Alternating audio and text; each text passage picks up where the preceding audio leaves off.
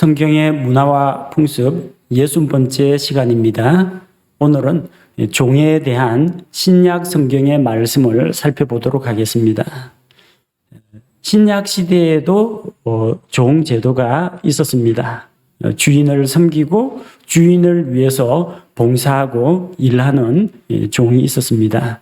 그 종은 어떠한 태도로 일을 해야 하느냐? 성경이 말씀하는 종의 태도에 대해서 살펴보겠습니다. 디모데전서 6장 1절에 보니까 종이 된 자는 자기 주인을 존경하라고 했습니다. 자, 주인과 종은 신분의 차이가 있습니다. 그런데 억압당한 상태에서 마지못해서 일하지 말고 주인을 인정하고 주인의 권위를 인정하고 주인을 존경하라고 했습니다. 또 에베소서 6장 5절 말씀해 보니까 주인을 두려워하고, 이 두려워하다는 말은 주인 앞에서 공포에 질려서 벌벌 떠는 걸 말하는 게 아닙니다. 주인의 권위를 인정하고 주인을 공경하는 것을 말합니다. 그리고 마치 예수 그리스도에게 순종하듯 주인에게 순종하라고 했습니다. 예수 그리스도에게 순종하죠. 그리스도인들은 주님께 순종하죠. 마치 그것처럼 자기 직장 상사에게, 자기를 고용한 자에게, 자기 주인에게 그렇게 봉사하고 섬기라고 했습니다. 그리고 일을 함에 있어서 골로새서 3장 22절 말씀을 보면 종은 주인이 시키는 모든 일에 대해서 순종하되 대충 눈가림만 하지 말고 신실하게 행하라고 했습니다. 눈가림만 한다는 건 어떤 걸 말합니까? 주인이 볼 때는 막 열심히 일하는 것처럼 한데 주인 눈치 보고 주인 안 본 다음에 이제 꾀부리고 쉬고 널널하게 여유 있게 이렇게 사람한테 보여주려고 일하는 겁니다. 그렇게 하지 말라고 했어요. 신실하게 행하라고 했습니다. 왜? 우리는 나중에 보상을 주님에게서 받게 되기 때문에 섬기되 주님을 섬기는 것처럼 주님께 하듯이 행하라고 성경이 가르쳤습니다. 베드로전서 2장 18절에도 종은 주인을 두려워함으로 복종하되 까다로운 자들에게도 그리하라고 했습니다. 무슨 이야기냐면요.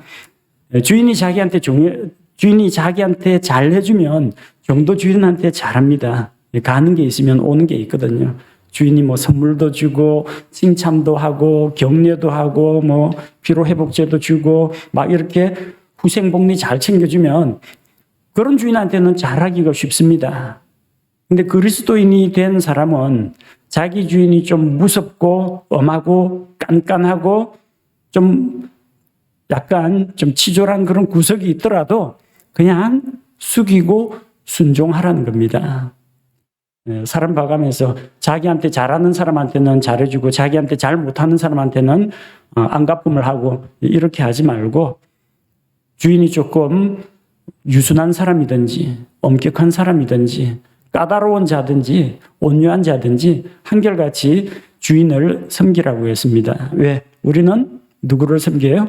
주님을 섬기는 자들이기 때문입니다. 자, 종이라는 이야기가 신약 성경에 자주 나오는 이유가 뭐냐면요.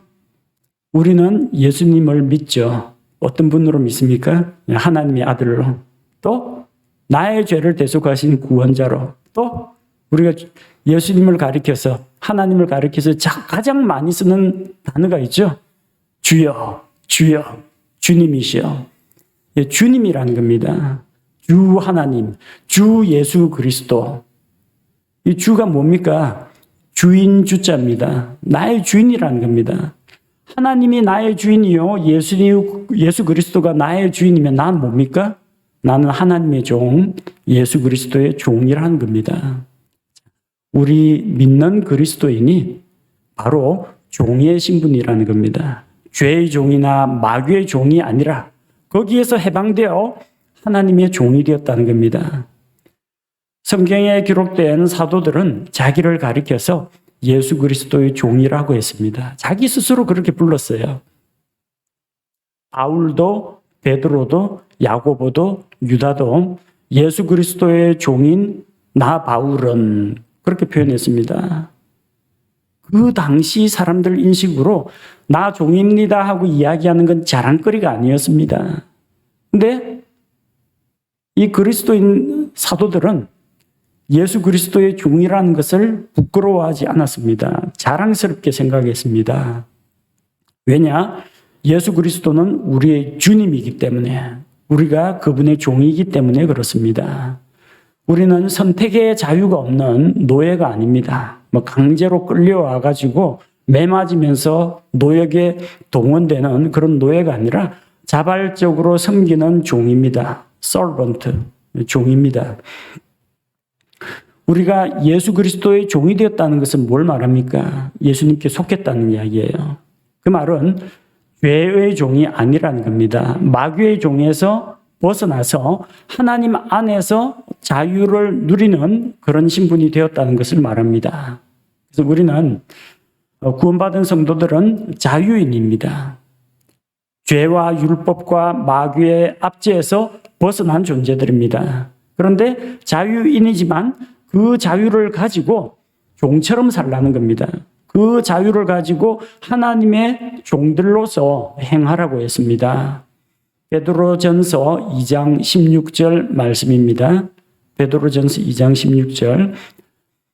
너희가 자유로우나 너희의 자유를 악을 덮는 도구로 쓰지 말고 오직 하나님의 종들로서 행하라. 우리가 자유인이라는 것은 무엇이든 내 마음대로 할 수 있다. 그 자유가 아닙니다. 나에게 죄를 지을 나쁜 짓을 마음껏 할 수 있는 자유를 이야기하는 게 아닙니다.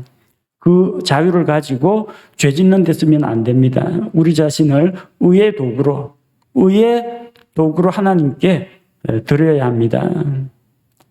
왜냐하면 주님이 계신데 그 주님께서 언젠가 다시 오셔서 심판을 하실 겁니다. 죄에 대한 심판은 우리는 받지 않습니다. 구원받았기 때문에. 그러나 구원받은 우리라고 할지라도 상급에 대한 심판, 보상에 대한 심판은 받습니다.